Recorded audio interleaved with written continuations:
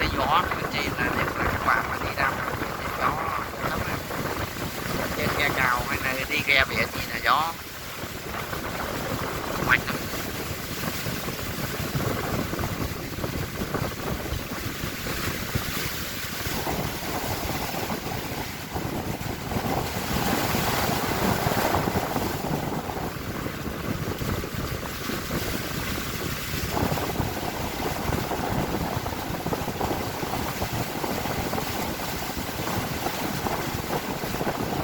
Gió mạnh, sóng này là âm âm âm. Người ngồi đây rung quá rung người.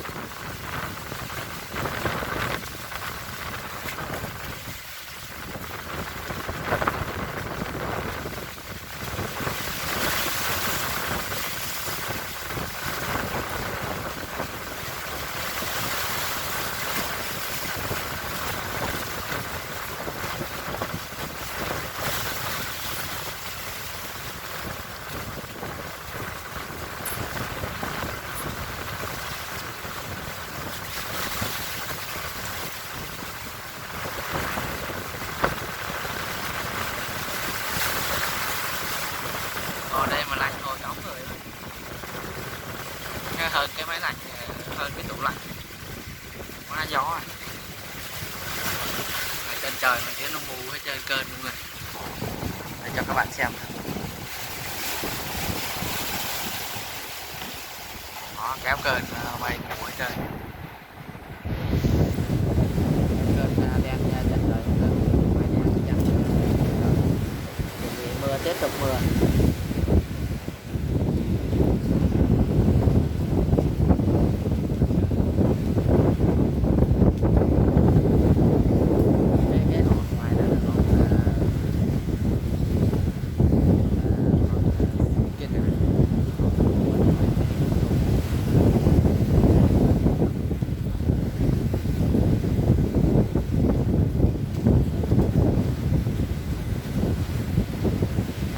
Chỗ này cũng vẫn việc mà chỉnh sửa.